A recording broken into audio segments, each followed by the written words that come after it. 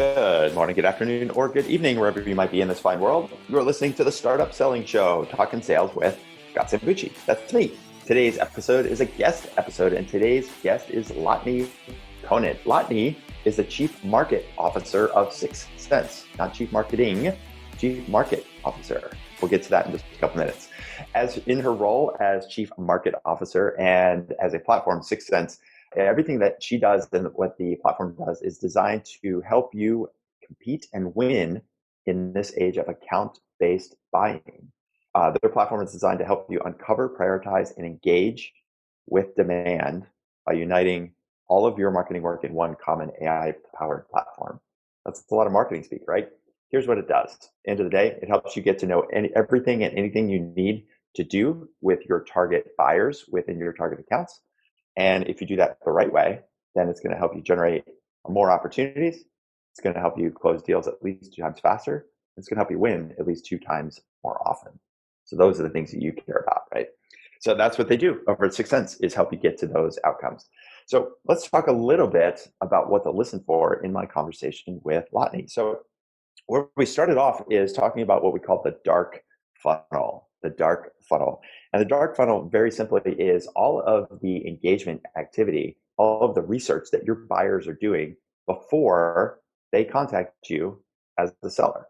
We all know that the buyers are out there doing the research. They're looking for questions to their answers to the questions. They're looking for potential solutions to their problems. And they're doing all of that stuff before they pick up the phone or before they come to your website and fill out a form.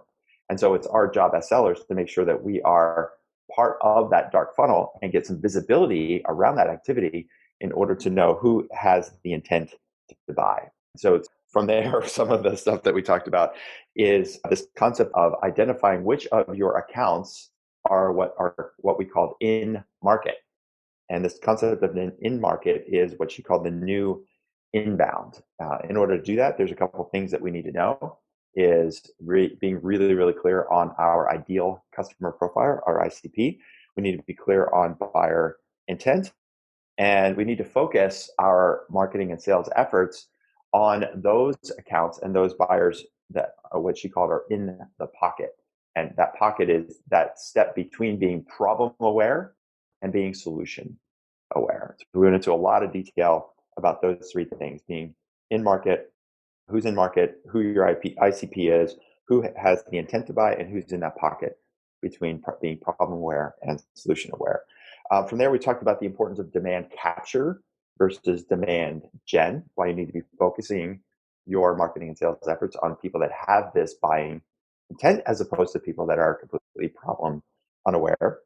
We talked about what she calls the value card. How do you create content for the different buyers and personas that are in this early stage in market intent cycle before they reach out to you, so that later on in the sale, you're not stuck chasing after different buyers and hoping to get an audience with them in order to talk about your value proposition. We talked about the importance of video and how you can use video as a way to create content quickly and then repurpose that content. From there, we talked about how to leverage artificial intelligence to create an amazing customer experience and how your prospects are really just future customers. Let's see, from there, we talked about a lot of stuff. We also talked about the importance of orchestrating a buying experience that is smart and intelligent and is a positive experience for your buyer, so that when they're part of this dark funnel and it's time for them to reach out to solution providers, you are going to be on the top of the list. We talked about the importance of the next best action as a salesperson, what you need to do next. What is that next best action with your prospects, so that, as she called it, you can bring the kapow. So if you want to bring the kapow to your sales conversations, definitely listen. And then finally, we talked about at the end of our conversation what she is doing in today's world, that there's been so much more awareness brought to some of the racial inequalities and some of the improvements that we can all be making when it comes to diversity within the team, diversity within our customers, and serving the community, the Black community, the minority communities more at large. And so Latane and I both admitted, like, neither of us have all of the answers. Nowhere near by far do we have the answers, but one of the things we can do is, and all of us can do, is do a little better in terms of asking questions, trying new things, and taking some steps forward. And some of the things that Latane shared were very practical, I think, and ones that are worth sharing, including creating a book club where she is working with the people on her team and within her company to talk about some of the racial issues through books like White Fragility. She talked about an assessment that she has done and she's having her team do around unconscious biases that they might have. And we also talked about what she called the SV Academy, which is a source of talent in the sales world that's particularly focusing on bringing racial and ethnic minorities into the tech world. So lots and lots of great stuff, very tactically speaking from a marketing and sales standpoint, and how you can be thinking about addressing the market needs as they are doing their beginning their intent process. And then also just sharing a couple of ideas on how all of us can be doing better and be doing more to improve the social and professional world out there when it comes to the Black community and racial and ethnic minorities. So lots of stuff. Yes, we covered a lot of ground in just an hour's time or less. So you definitely want to listen to this podcast. Also, make sure you check out her upcoming book. Latane is publishing a book. You can pre-order a copy of this book over on the sixthsense.com, the number 6 cents, SENSE.com. The name of the book is No Forms, No Spam, No Cold Calls, the next generation of account-based sales and marketing. I like that title. No forms, no spam, no cold calls. If you'd like to sell your product and create a sales process that doesn't include forms, spam, or cold calls, I think you want to get a copy of this book. And it's the basis of our conversation is a lot of what goes into that book and how she and the company 6 Sense are thinking about the right way to do your account-based selling. So, all right, I think that's it for now. That's it for my conversation with Latane Conant. Latane, welcome to the program. How are you today? I'm amazing. I'm looking forward to jamming with you.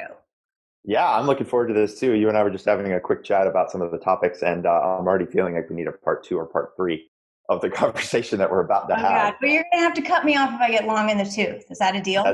That's the deal, but I won't do that. I don't like, usually when people like you are going on, it's usually good stuff. So one of the things I always like to do when people join the show is just simply ask them, hey, Latane, when people ask you, what do? How do you answer that question?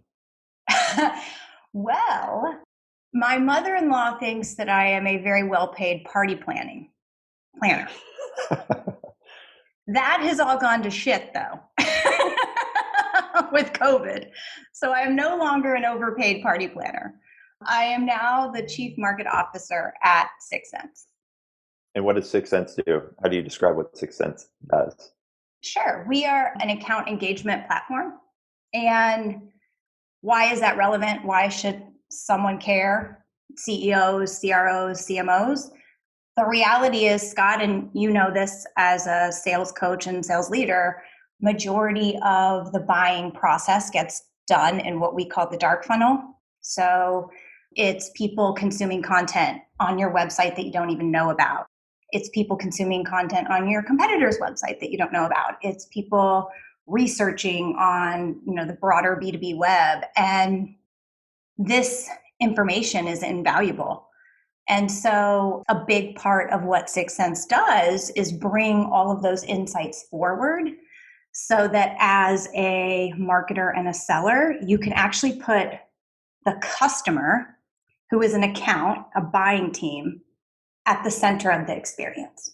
And that sounds obvious, but if you think about traditional marketing, for sure, it's been very lead-based and transactional-based. So I put content out, I gate my content, I hope to get an email, and then I carpet bomb them with spam. I mean, there's laws now because we went so cuckoo bananas with this approach, right? And then we're annoyed that sales isn't following up on our leads, and sales is annoyed at us because they're having to make all these cold calls because they've got a patch of accounts. They don't want to lead. They want to work an account. And so 6 Sense is committed to changing that paradigm and helping sales and marketing teams understand the full buying journey, the known funnel and the dark funnel, and then proactively use every dollar the right way to engage the right accounts and move them through their buying journey. So that's what we do in a nutshell. Well, you had me at the dark funnel because I definitely want to dig more into the dark funnel. It's evil. And then also, of course, like as a salesperson thinking about, I obviously want to spend my time and give my attention to those accounts where I know that they're in the best position to make a purchase or even thinking about a purchase. So if you help me with that, I'm also in. Yeah, Scott, you're exactly right. So we talk about a concept called in-market. And we say in-market is the new inbound. So if you think about inbound, again, going back to leads, I have a real problem with leads, you'll see. But, a lead is a individual who has raised their hand. And maybe it's a signal that the account is in market. Maybe it's not. A lot of times, if it is a signal that the account is in market, it's too late because they're raising their hand with you and all your competitors, which sucks as a seller. Like, especially if you follow like challenger seller or anything like that, like you want to, teach and take control and all that stuff. So I've got to get you into accounts earlier, accounts that are a good account for us to sell to. And that's this notion of in market. And when I talk about in market, it's using AI and big data to literally predict where an account, not a person, where an account is in their buying stage. So I'm looking at things like, are multiple personas engaged? Chances are if multiple personas are engaged, higher likelihood they're in market. I'm looking at things like what types of information are they consuming? I'm looking at recency and frequency of engagement, anonymous to known. And when I'm able to do that, then all of a sudden I can give my sales team this awesome signal, an account that's ready, and exactly what to do to engage them. I say engage the right way, which means not spam them, not cold call them, really guide their buying journey versus try to control it. Yeah, so the model that I've seen, and you might have a similar model or might use different words to describe it, is you have buyers that start off being problem unaware, then they become, it's called problem aware, then they become solution aware, and then they make that decision. So there's this it's one model that I've seen describe that buyer's journey. So are you suggesting that you're looking at content consumption all the way in the beginning when buyers are in that unaware phase, or how do I think about that content consumption from these different personas? So Scott, your lens is looking at buyer aware, meaning you're aware, not that they're aware or not aware. Describe that. You never had that signal. When you say you're aware versus they are aware, who's the you and who's the they? So being we want to look at not our own sense of awareness, because that's, what is it, 70% of the buy. So that's only 30% of the journey. Tell me about those numbers, 70-30. Well, Forrester and a lot of folks have done studies on how much of the buying journey is done before someone talks to a salesperson or raises their hand or engages. So I've seen 56, I've seen 70. It's a lot. Let's agree, a lot's happening before you talk to them. Yeah. Right. And so what I want to do is I want to understand, first of all, my ideal customer profile. This is critical. I cannot tell you how many companies that I advise for that don't have a strong ICP. If you are a company just getting started and have limited sales and marketing resources and you don't have a strong ICP, you are fucked. Hard stop. So that's step one, is you want to be able to know all of the accounts that are in your ICP. And just for clarification purposes, for those people that are going, yeah, like I know I've heard this before like 100 times, but why? Why am I fucked? Because what you're going to do is you're going to end up spending $1, $2, $10, however much you have, marketing to accounts that aren't even a good fit for you. Right? And so what I want to do is make sure every single dollar that you spend hits accounts that are in your ICP So that means they're a good account. They can get value out of your solution. You can make them successful. They're the right tech fit. Tech fit industry, all of the things. But I add another layer to that, which is are they showing intent? Mm-hmm. Okay, because there can be, so I'm going to first of all show you your ICP.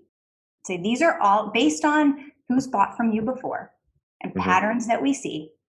These accounts are a good fit for you to sell to. That could be 30,000 accounts though, 50,000. I mean, whatever, depending on your business model. Just because there's 2,000, 30,000, whatever accounts that are a good fit for you to sell to doesn't mean that any of them are showing intent. There could be a segment of them that are under a rock. They're not doing any research. They're not showing any signs of life. So you talk about buyer aware. They're not aware. They don't care. Yeah, they're problem unaware or buyer unaware. Yeah, I don't want to spend any money on them. Okay. Don't want to worry about them because I'm probably going to show you that there's enough accounts that are great for you to sell to that are doing the right kinds of research and showing the right kinds of signal. And that's where you want to point every single dollar to. And if you start to understand exactly where they are, your engagement strategy and tactics changes and becomes optimized. Optimized for the buyer in that you're doing things that resonates with them and is leaning into their process, but also optimized for you in terms of how you spend.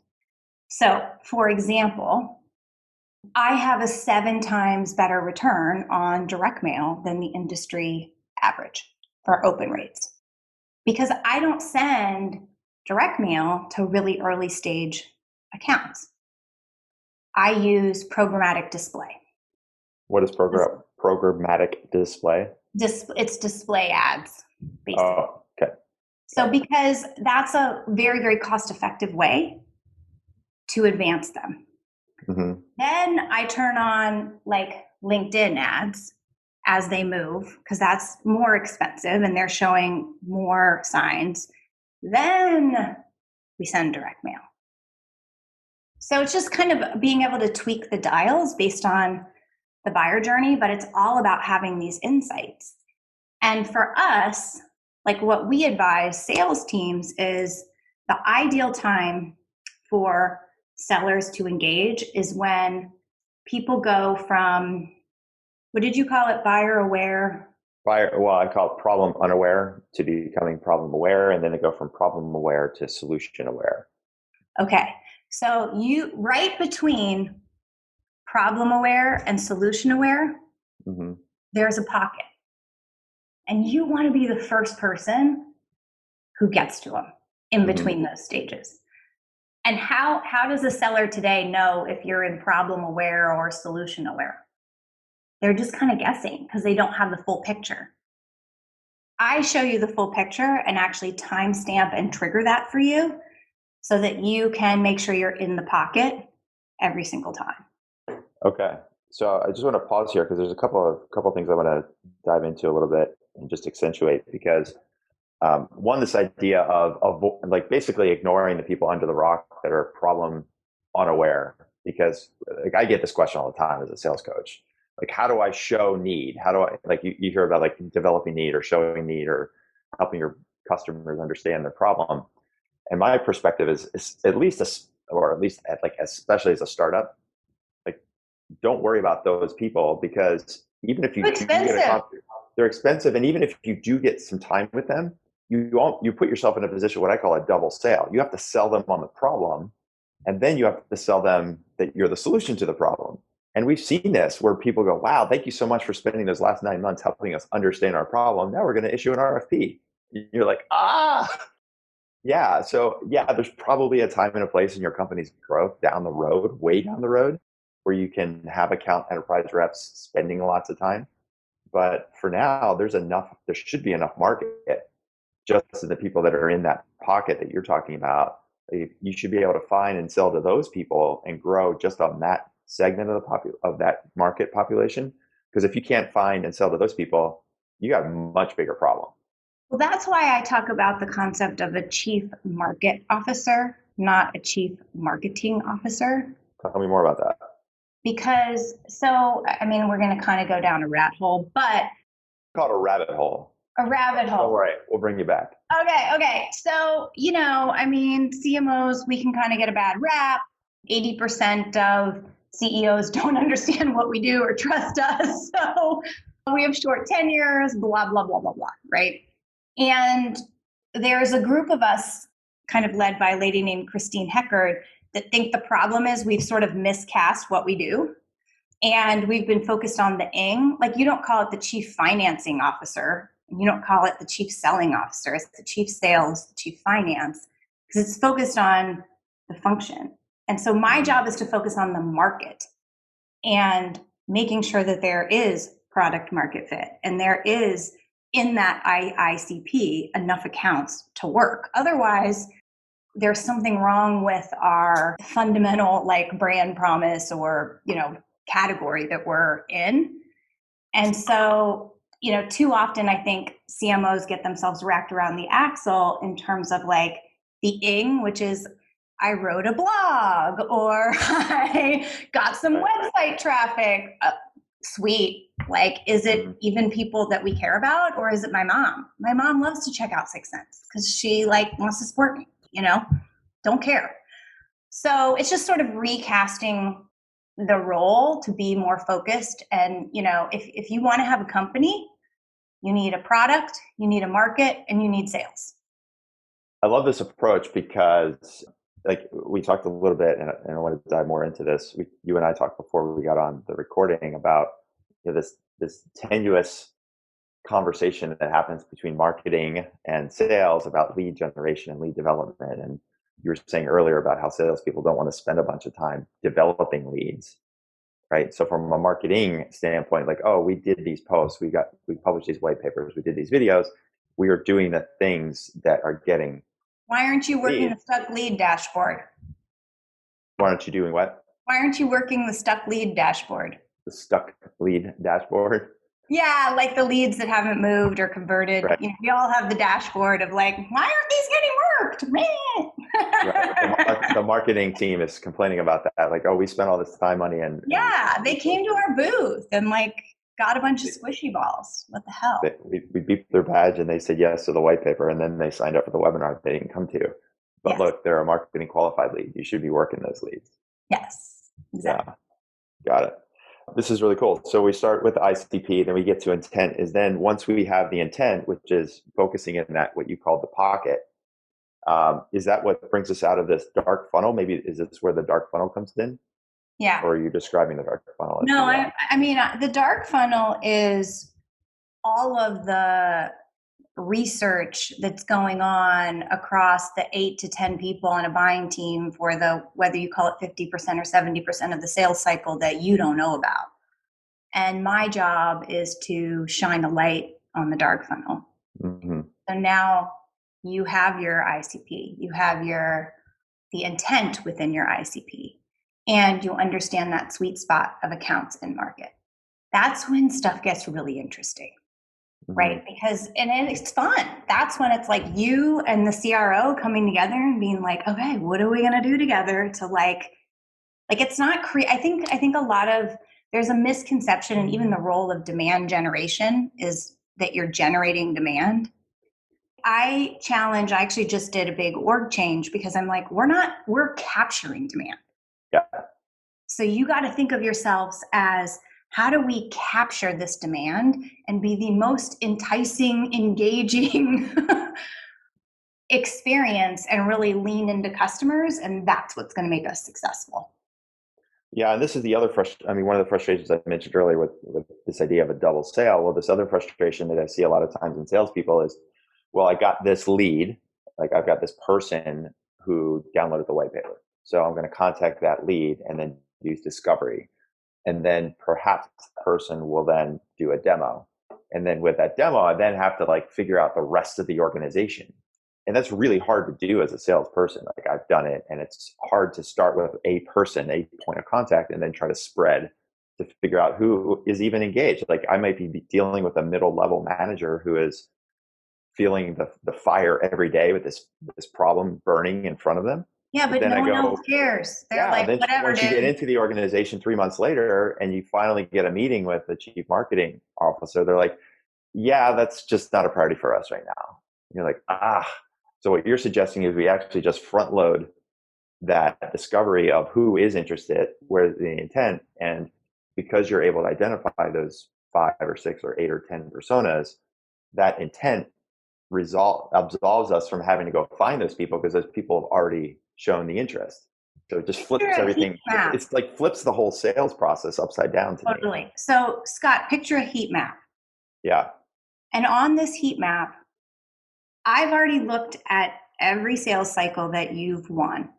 And I've seen these are the people that have to be involved for a deal to go down. Totally. And we do this Okay. all the time with our clients. We map this out. All right. So, and it's always that. So, but this is always on AI, looking at patterns, refreshing. Mm-hmm. Okay. You log in, go to your account, and there it is, red, yellow, green. Who's lighting up? Who's not lighting up? Mm-hmm. And so then you can start to see and then see, okay, these are the personas lighting up. What type of activity are they doing? What does that mean? Are they at a score that's healthy enough that warrants me reaching out? Or do I let my friends in marketing continue to warm them up? That's kind of the new paradigm. But it is different and it changes. Like if you have a outbound team, which we do, it does change the paradigm with them because it's all about multi-threading. Like it's not about getting a meeting. And you know how it is in sales, like once someone like latches onto you, sometimes it's very hard they feel like you're like betraying them when you like try to go wide or up or whatever. And it's like, I'm just doing my job. Like, I think you're great, but this is my freaking job. They think it's like this big betrayal. But again, going back to the suite, there's a window of an opportunity where you can multi-thread and set the expectation then that you're their person, but you're also this person and that person and that person. Then you're fine, you know? Yeah. And so that's like part of this idea of, okay, we're not creating demand, we're capturing demand. And as soon as we see this signal of end market, we're kicking off a whole host of things to set us up for the most success in this deal. Yeah. Yeah. I like that analogy a lot around, I thought I was the person or the guy or the gal, and they want to be the hero. My friend Chris Duggan talks about this all the time. Like the people in the organization want to be the hero. They want to be the one that found you and introduced you to the company and like, look, we found the solution to this problem. Aren't I great? And the problem is now once you've got that single point of contact, you're kind of dead. And so we talk about it from a selling standpoint in the outbound strategy, not even marketing, but just outbound, you should be multi-reach across multi-thread. And Right. what you're suggesting is that if marketing can do that, then it makes that part of my sales work even easier because that CEO or that CFO or whoever has already shown an interest through marketing materials that we've sent out in what we're doing. They're engaged with solving this problem in some way. Yeah, honestly, it's about being as scientific and data driven as possible. Mm-hmm. And using signal to dictate the best course of action. So let's talk about that because there's a couple of questions that if I put on my startup CEO hat, I'm an A-round company with 50 people and some salespeople, and I've got a chief market officer, whatever we call that. While we have some cash and we have some resources, it can feel daunting to think about like the content that we have to create and distribute across this organization. If I know that there's 5 or 6 or 7 eventual buyers, stakeholders that are going to get involved, number one, I can't send the same content to the CEO as I'm sending to the director of operations because they care about different perspectives on the same problem. So I've got to create different content, which is time consuming and daunting. Then I have to figure out like who is engaging with it and then be able to hand that over to a salesperson in an intelligent way. So like, first of all, just tactically speaking, how do you recommend to companies a strategy for creating the content so that you can have this multi-thread approach with marketing? I love this question. Especially because when I started about 19 months ago at Sixth Sense, it was me and one other person. So I wrote every blog. I was writing the blogs, and it's like, oh my God. Now I look on the site, I was like, oh my gosh, it's like I could spend days. Well, people can't see me on this, but a lot of wrinkles, a lot of bags. That's what it took. But no, what we did was we didn't try to guess what people cared about. We actually used the intent data because our intent data happens to be keyword based. So we took that ICP and we put in relevant, branded, and generic keywords. And then we saw across the ICP what keywords are most impactful and that our buyers care about.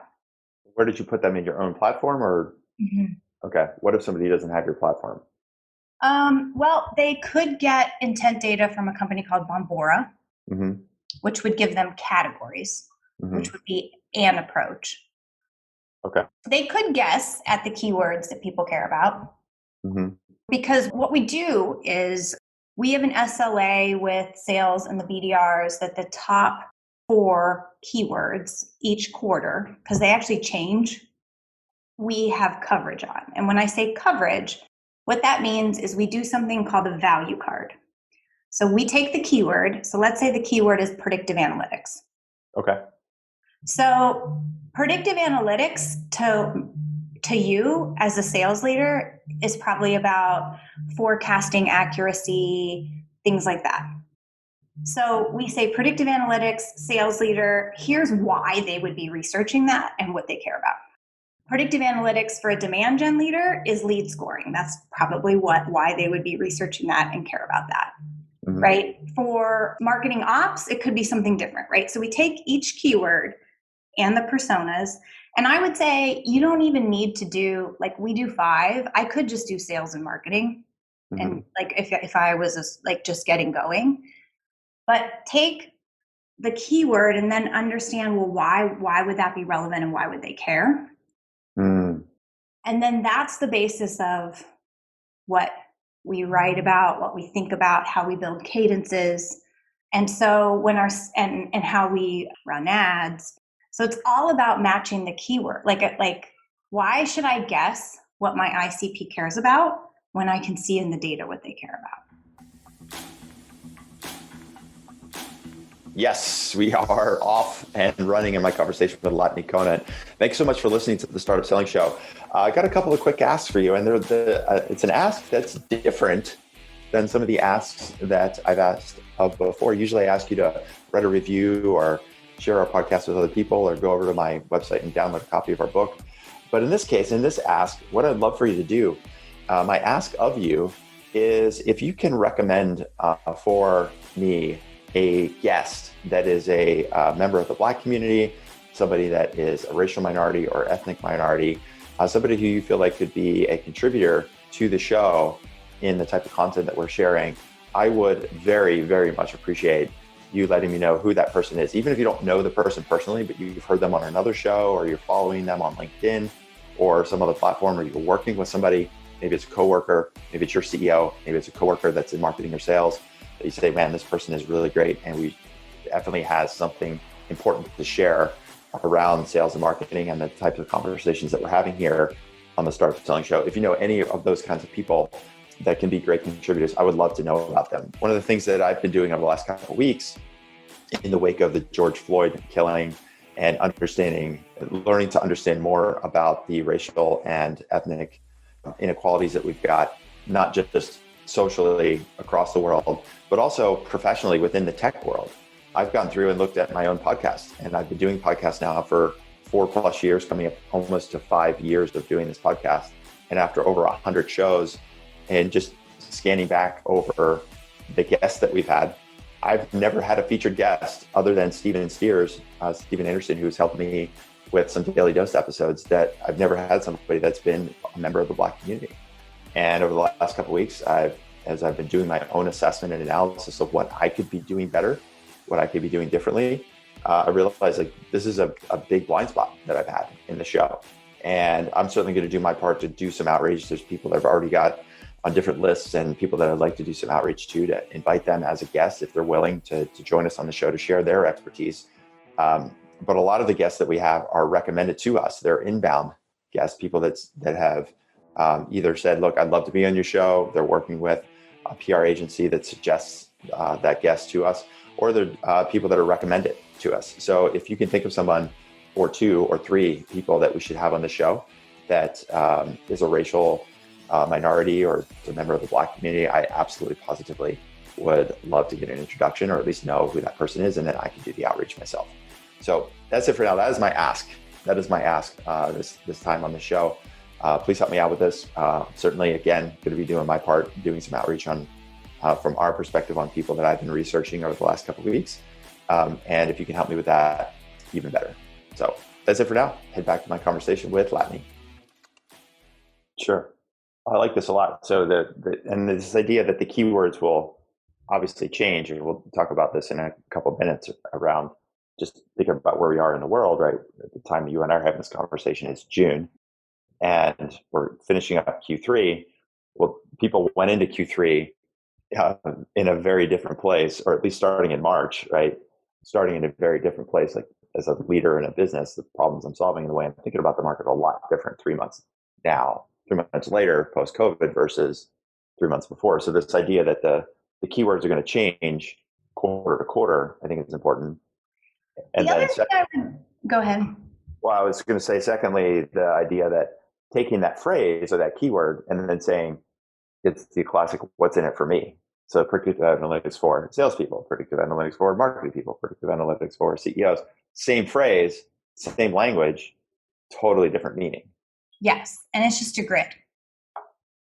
The other thing I think is a little bit like people don't read, but they can push play. And video, especially post-COVID, like I think that I would encourage, pre-COVID, I would have said if you're going to do video, it has to be quality, and there's this, and that's kind of expensive. But post-COVID, like the bar for video is pretty low, and it's a lot easier to crank out video content. And then you can actually take one video and create like 25 derivative pieces of content and posts pretty effectively and efficiently. And like, I didn't have budget to go and like do a bunch of thought leadership and do a bunch of studies. And so like I created Talking Sense, and I'm like, I'm going to go find the thought leadership and have them on my show, And then all of a sudden that became a show, a script, a blog, you know what I mean? And so just kind of being savvy about how you think about content helps. Yeah, just chopping it up and then using it and repurposing it. I think a podcast is a great example of that, or a webinar that you might record. And we do this, like I'll do a LinkedIn video, it'll be 6 minutes long, but then we transcribe it, and then that could turn into a blog post, or we can take that and make tweets out of it if we want to, or we can assemble a bunch of those back up and then create like a little mini ebook if we want to. Yes. So it's just like produce once, like it's like, I don't know, I'm a working mom. So it's like, you want to like cook once and like eat 3 meals from it. Same concept. Totally. Well, I like how you just broke that down, because it does feel overwhelming if somebody says like, okay, that sounds good, I should be marketing to these different personas and creating different content. But we're a small team. We only have one marketing person, or it's a marketing person and a couple of SDRs. And so this idea of a value card, like number one, going back to knowing your ICP so that you know what they care about. Number two, seeing how those needs or focus terms have changed over time. And then number three, this idea of a value card, just a simple grid saying same concept. What does it mean for the different people? And then from there, I almost feel like if you know your market well enough, you could probably just like kind of, it's like a little toy. You just crank it up and you just go. It's right? Kind of paint by numbers. Yeah. I like that. Cool. So then on a broader scale, so we talked about this manual process of creating the content, and then you start talking about insights. So how do you think about insights, and where do you get the efficiencies of a tool like artificial intelligence over time as your company grows and your organization grows? Where's the lever? How is that a lever for you? Yeah, I mean, I'm like all in on it. So you're kind of talking to the most zealot converted, right, out there, because I think AI can basically powers the entire revenue team from sales, marketing, BDRs, customer success, because we all want to provide an amazing experience, whether it's digital or in person. And there's so much happening under the iceberg. And if you don't have that information, it's just really, really difficult to do. So that's where, so I think AI comes into the picture to uncover those insights to start, which we talked a lot about. But then AI, again, is helping you understand the journey. So that's where those predictions come in that I talked about. It's helping uncover the keywords, which I talked about. It's helping do basic stuff, like know who's on your website. I mean, I can't tell you how many people just don't know who's visiting their website. That's like having teenagers and not knowing who's coming and going. It's just not responsible, Not to say it doesn't happen, it's just not responsible. It's not responsible, right? You don't want to be that house that everyone parties at. So, so a lot of people just need that type of AI to be able to de-anonymize their website. And then it becomes more advanced and it allows you to actually orchestrate experiences. So I want to make sure that my chatbot knows who you are and directs you to the predictive analytics content because I know that's what you were researching and interested in. And so that's what I'm going to suggest. Yeah.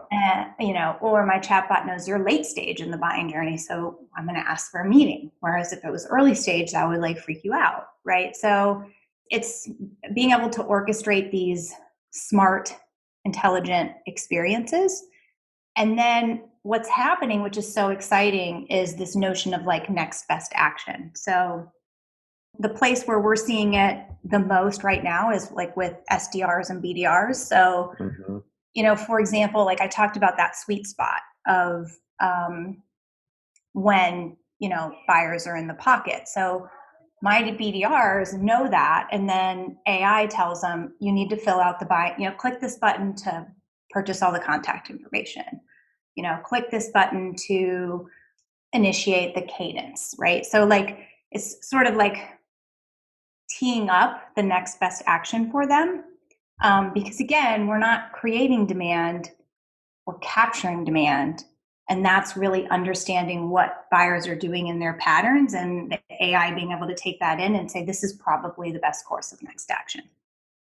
Yeah, what I appreciate most about that, Latane, is that we're not relying on AI to do the work for us. We're relying on it to get us the information so that we can do the right work at the right time. Right? Absolutely. And there's so much data and information. It's impossible for any one person to know what to do or for any one manager to train somebody. When you see this, do this. And when you see that, do that.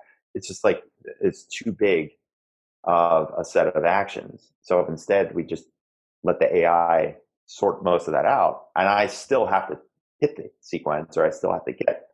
Right. And I want you to bring I call it the Kapow or the panache. I want you spending your time doing the personal video and, doing those extra things that make us really stand out and being human. I don't want you to be spending hours researching 10Ks and 10Qs and whatever.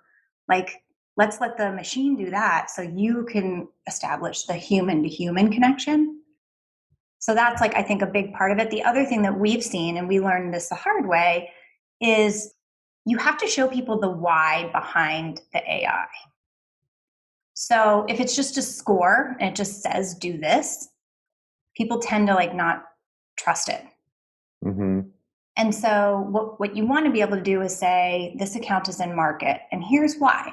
These 6 people have engaged. This is their pattern. These are the sites they've been to, and that was a huge game changer for us. And we had to learn that the hard way, going from just showing predictions and showing recommendations versus here's the recommendation and here's the why. Mm-hmm. Yeah, I'm a researcher by nature. Before I take an action, I tend to research, and I just wondered, like you said, the why behind it. And this idea, like you mentioned the personal video as an example, it sounds like a very minor example, like when to send a personal video. And you just talked about the importance of video, right? And we hear this all the time now, salespeople, video engagement is through the roof. You should use whatever tool it is, Vidyard or BombBomb or Right. Box, whatever that is. So I could sit and do 30 personal videos that are only a minute each, right? But that's really probably 2 hours of my day. Do those videos, send them out. But if only 2 of those 30 are leads that should even are even ready to get the video, what was the point? So I'm doing what I think is the right thing. I'm doing the progressive thing. I'm doing video. Everybody says I should be doing a personal video. So look, boss, I just did 30 personal videos as an SDR. I sent them out. But it's like, okay, that's cool. But what if you only had to do 2 to the ones that were ready for the video? Then that's and the others, maybe you just commented on something on social because that's what was the best thing to do with them. That was the next best action for them. Yeah. That's cool. I love this. It comes back to time. So I'm a recovering software salesperson. And I remember my first little bag that I was carrying. And my boss was like, Latane, the only asset you have in sales is your time. That is the only asset you have. You have to be way more. I was being too generous with my time. Anybody would spend time with me, I would spend time with. Totally. Rookie mistake. And so that's like what the AI, I think, is doing, is saying, when is the right time and how do you use your time? And if you can get people in that pocket all the time, like that's where predictable revenue growth starts to happen. Yeah, I want to transition to that in just a moment. The one thing also I want to accentuate that just came to me as we were talking through this is this whole conversation we're having, Latane, is about us as sellers. What's the next best action? How do I bring it to Kapow? How do I orchestrate experiences? That's all important for us because of the limited time that we have. But if we actually flip it around and say from a customer standpoint, from a prospect standpoint, it's better for them. They appreciate that more. Like nobody wants to get a personal video and like, this is kind of a weird video. Why is this person sending me a video right now? Like I think of it from a shopping experience, like going to Nordstrom's. Like what's that experience like at Nordstrom's? When you go to an expensive restaurant, what's the experience like at a restaurant? You sort of like, you appreciate that they know what they're doing. They know you want this table. They know when to ask for drinks. They know not to bring the main course out before the appetizer is done. Like, wow, this is an awesome experience because it's been orchestrated. So not only for us from a time standpoint, but for them, it's so much better as compared to what else they're getting from everyone else. Well, that is the premise of the book that I just wrote. Tell me about that. Because when I started 18, 19 months ago at 6 Sense, MarTech is a crazy industry. And I was learning all these terms and I just was freaking out. It's like, I don't know what the fuck I'm doing. I don't understand any of this crap. And so I kind of had this big inferiority moment, like, meh. And my husband was like, you gotta play to your strengths, play to your strengths. I was like, I have no strengths. Shut up. Stop giving me advice. I didn't ask for advice. Yeah. So anyway, some tears, some tequila. And I was like, I come from customer experience. So Appirio was the company I was at before, 7 years. All we talked about was it's the age of the customer. How do you optimize your customer experience with cloud technology and your employee experience? And we believe those two things were connected. And I still believe it, right? So this is like my jam. So I looked at what we, not necessarily just 6 Sense, but the industry was doing to market and sell. And I'm like, we need to check ourselves, and prospects are future customers. So what are we doing with their experience? And what if we declared that their experience is the North Star? And that's the genesis of no forms, no spam, no cold calls. Because when you go to buy, Scott, you want to research. I'm not going to rock into my CEO and ask to drop or CFO and ask to drop a bunch of money unless I've done my homework. I've really researched. I understand. So what do? We put up a form so people can't do their research. That's annoying. I don't want to give you my email, right? I've had to declare, I have how many emails? I have 28,000 unread emails right now. I've had to declare email bankruptcy twice. Maybe I'm ADD. I don't know. But I don't need any more emails. Okay. So, we in B2B, I mean, and just in general, we send 300 billion, no, just B2B, 300 billion emails a day. That's crazy. That's like, so no one's reading, so that's our other move is spam. And then the last move is the cold call. And I'm not saying no calls. We call, but there's a time, and there's a time for the personal video. There's the time for the phone call. It's not when I don't know anything about you and you're spoofing my kid's school area code and I'm in the middle of a board meeting and I see this ringing and my heart drops because I think it's my kid's school and it's you're trying to tell me something I don't even know. That same thing. I've had that call. It's the worst, Yep. So why is a 530 calling me right now? There must be something wrong. Yeah. That's exactly the first thought for me. Heart drop. Yep. So that's like our jam. So I declared, like I just said, we are going to do our values are no forms, no spam, no cold calls. Let's prove that we can design an experience and a process that still wins, right? This is not a charity. We're, at an industry leading CAC. Can we do it? And we spent a year doing it. And then I wrote about it and every single step, how we did it, what we do, value cards, like all the tricks I lay out. But the premise is let's put the prospect in the center of the experience and make their experience the North Star. Yeah. And there's a really good video of you on the website, which I want to link to, where you talk about this idea of no forms, no spam, no cold calls. And now you've got the book coming out. Is the book published and coming out, or is it already out? It comes out July 22nd. July 22nd. Okay, so soon. It's in design. In design. Perfect. So we'll make sure we have a link to that. Apparently I wanted too many graphics, so we got a little held up. They had to rein me in. Well, look, we've got a little bit of time left, and I do want to transition into a topic because we're talking now about the customer experience and the prospect, and thinking about the person, the individual. And I wanted to ask, and both in context of marketing and selling, but also in context of the market in general. So, like right now, again, it's early June. We're having this conversation, and there's been a large, so I'll call it awareness now among things like racial inequality and in the workplace across socioeconomic channels. How do you think about that from a marketing standpoint as well? Because is there different content that should be produced for different types of people that you're selling to? How do you think about that as a leader in your company in terms of the team that you're recruiting and managing, so that you can make sure you're getting the right views when you're building out the content that gets sent? I'm sure that you've thought about this. I know I've been thinking about it a lot the last couple of weeks. So I'm just curious about your perspective on this. Not that either of us have any answers, but I think maybe there's some ways that we could share some ideas or frameworks that we're using so that other people can get better too. Yeah, so I don't have answers. I would say from my role perspective, and again, thinking about what I shared with you about Appirio and us believing that you have to have a great employee experience to have a great customer experience, and owning the brand. Chief Market Officer owns the brand. I think the brand starts from within. Mm-hmm.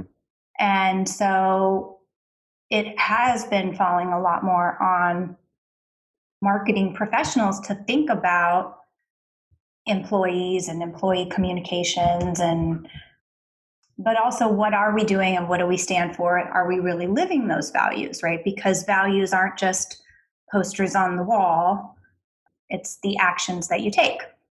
And so, I think we all probably got a wake-up call that we need to do more.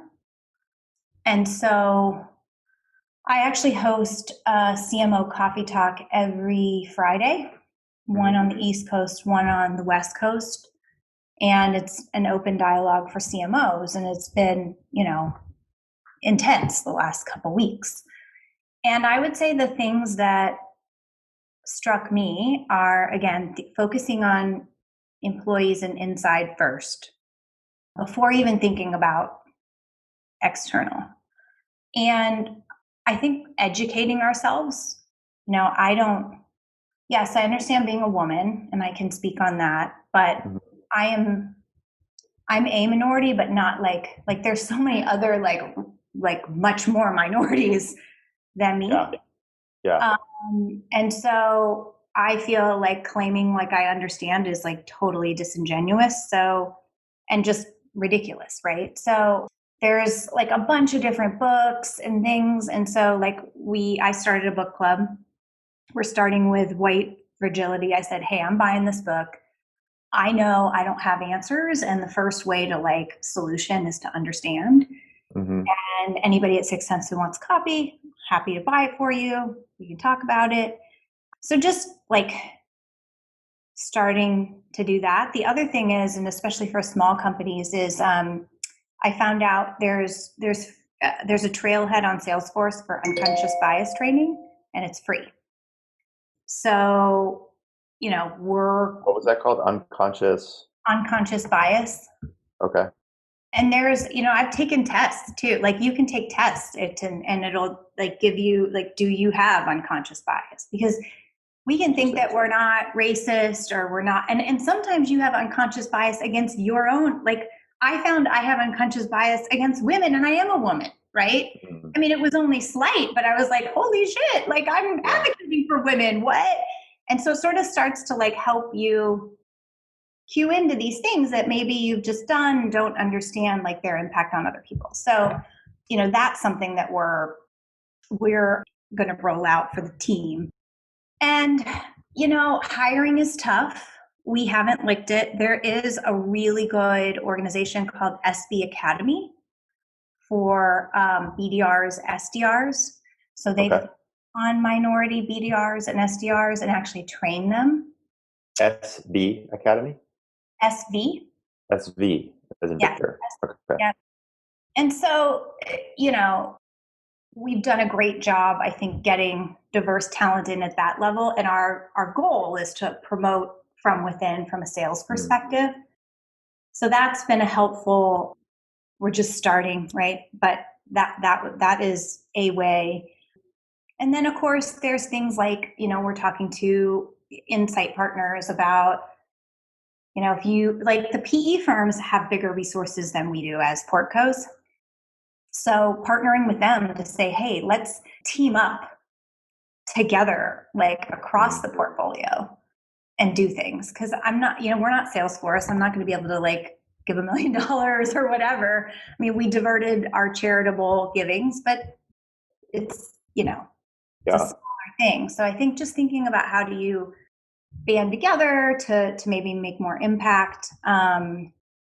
So those are some of the things that we're exploring. Again, no answers, but These are, I mean, the way I look at it is been following different friends on Facebook and other places, just like you trying to figure out like, where am I with this? And one of the things that I've seen a couple different ways is it's okay not to know not what to do, to not know what to do, but it's not okay to do nothing, right? You got to be doing something. And right now I'm in a lot of the same phase you're in, which is trying to take some small steps that to educate myself. And if there's something I can do that I'm doing that seems to be working, share it with other people. So just like the book White Fragility is one I've seen recommended a number of times.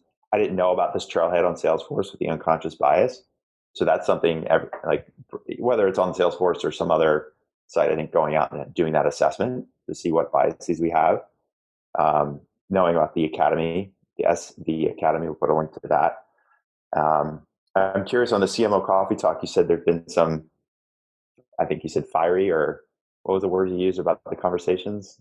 well, we've just been through a lot, right? Yeah. Like COVID, and then and what happened. People are looking to us to have answers, and it's challenging. Yeah. You're like, oh, you're the marketing people. You should tell us how to communicate with the market. And you're like, oh crap, like we don't have the answers. I've never been through, I mean, and so it's just nice to have a group of people to talk through. Well, this is how I was feeling Monday, and it changed. It's like a day-to-day thing. I'm like, well, Monday, here was my point of view, Yeah. and then Tuesday I thought this, and then Wednesday, and I talked to this person, and just being able to share that, like, and a lot, the trailhead came from that. So I wouldn't say fiery, just like needed discussions among peers. Yeah. Cool. Well, listen, Latane, this has been awesome. I definitely have like more and more questions, but I think it's a good place for us to start. I'll definitely be sharing lots of notes. We'll also share we'll do a promo email and all that, so we can share it with you, so you can share it with your tribe when this comes out. Are there any last words, or where can people go if they want to learn more about you, learn more about 6sense? What's the best place for people to get in touch? Sure. I'm on LinkedIn, very active there. I'm a member of Revenue Collective, so I'm on the Slack channel there. And if you're in Chicago, please join. I'm the chapter head. And of course, 6sense.com. Love to, can connect there. Lots of ways. Okay. Yeah. And then the book. You can actually go and request a copy early if you want. Oh, okay. Is that on your website? Yep. Okay. Cool. It's just 6sense /the book. Okay. We'll definitely put a link to that as well. Awesome. Thank you so much for your time. I'm really glad we made this happen. Thank you. Yeah, it's been a lot of fun. I've learned a ton. Can't wait to get this show out there for everyone else to listen. And I might be hitting you up for a part 2 in a few months. All right. No problem. All right, Latane. Thanks so much again for your time. I really appreciate it. It's good to talk to you. Talk soon, Scott. Bye.